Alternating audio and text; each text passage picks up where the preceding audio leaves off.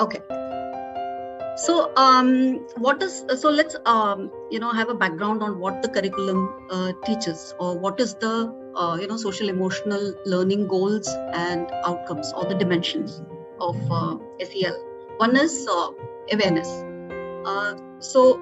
It helps students gain greater first-person attentiveness and awareness of their own thoughts and feelings, greater awareness of others and their mental life. Also greater awareness of interdependence as it relates to their own life and to a broader system within which they live in this world. Also, one of the outcome is compassion. So students will cultivate skills of emotional hygiene and self-care, empathy and courageous compassion for others. So compassion not only for self but also for others. And also an abiding recognition of common humanity that values all people everywhere. So it is value-based learning. The third outcome or the goal of social emotional learning is engagement. Develop increasingly sophisticated self-regulation skills, discerning behavior that is beneficial to self and others, ability to relate productively and caringly with others.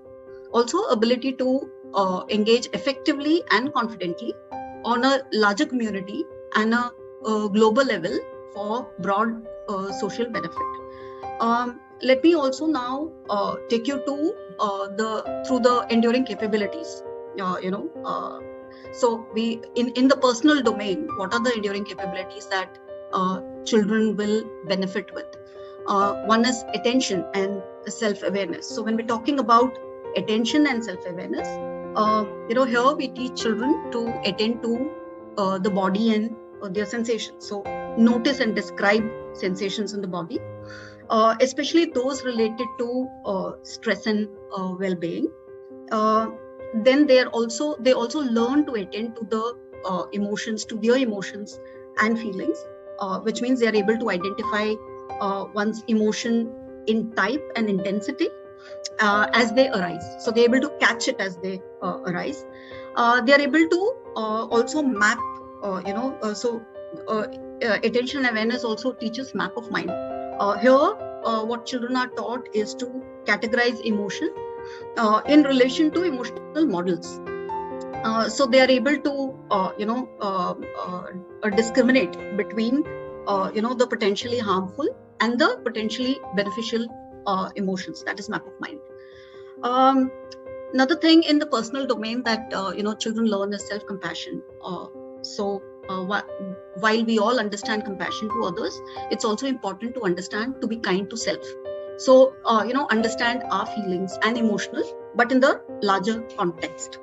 Also about accepting self, which means self-care. So this is another thing that a child learns in the personal domain. The most important key factor is self-regulation, which means balancing the body.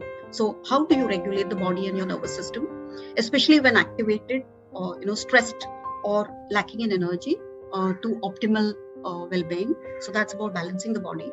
Cognitive and impulsive control. So sustain attention on a object or a task or an experience.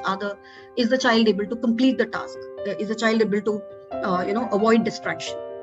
And importantly, navigating emotions. So are they able to respond constructively to impulses and emotions and cultivate the behaviors and attitudes that facilitate one's long-term well-being? So here you take away the short-term benefit and think about long-term. So that is in the personal domain. Now also enduring capabilities in social domain. So here, when we talk about interpersonal awareness, we're talking about attending to social reality, which means recognize our inherently social nature and attend to the presence of others and the roles they play in our life. Then attending to shared reality of others, which means appreciate what we share with others on a fundamental level, such as wanting happiness, avoiding suffering of others as well, having emotions and body states, and other common experiences. Another thing is, in compassion is about appreciating in interpersonal awareness is about appreciating diversity and differences, which means we are able to appreciate shared reality in diversity, uniqueness, accept others as they are, accept self as we are. In the compassion domain for others, here we, children are taught to understand others' feelings and others' emotions in context. So not only feelings of self, but also for others. So having compassion for others, appreciating and cultivating kindness and compassion, which means a value and benefits of kindness, compassion, and cultivate them as a disposition. Similarly, appreciating and cultivating ethical dispositions, which means pro-social emotions such as, especially pro-social emotions such as forgiveness, patience, contentment, generosity, and humility. Like everybody said, relationship skills, listening, especially empathetic listening, skillful communication, communicate compassionately, helping others, offer help to others need and to their needs and proportionate to one's ability as well, and conflict transformation. So are you able to respond constructively to conflict, facilitate collaboration, reconciliation, and peaceful relations? So this is a part of the social domain on how we put ourselves out there amongst in the society with others and with situations.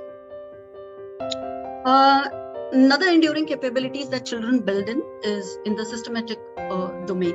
So appreciating, here it's about appreciating systems, processes, and its interdependence. So broadly, understanding interdependent systems, exploring chain of cause and effect.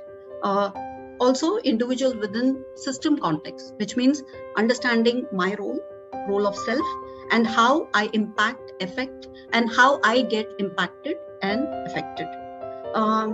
Also recognizing common humanity, so appreciating equality for all, tolerance, accepting people, others' values, others' religious, so acceptability and tolerance towards religions. So that's about common humanity. Similarly, appreciating how a system affects our well-being. So recognize how systems can promote or compromise well-being on cultural and structural levels, such as promoting positive values, perpetuating problematic beliefs, and also inequalities. In the systematic domain, also how do we operate in community and global engagement? So exploring one's potential for affecting positive change in the community and the world. What do I contribute to the world? Engaging in communal and global solutions. So explore, reflect on creative solutions to issues that are affecting not only one's community but and oneself, but also the world. So some of the learning threads are critical thinking, reflective practices, scientific perspective, and engaged learning. Finally, this is all about educating the heart and mind. We cannot get through a single day in our life without having an impact on the world around us. What each one of us does and does not do makes a huge impact, and a difference to self, others, and the universe we exist. We are empowered to decide and make ethical choices on what kind of difference we want to make and what imprint we want to leave behind us. And hence, human-centered skills such as emotional intelligence, mindfulness, self-regulation, just to name a few, are no longer optional, quite the opposite. They're critical to thrive today and in the future, and hence the growing importance of a curriculum in social emotional learning. Thank you so much.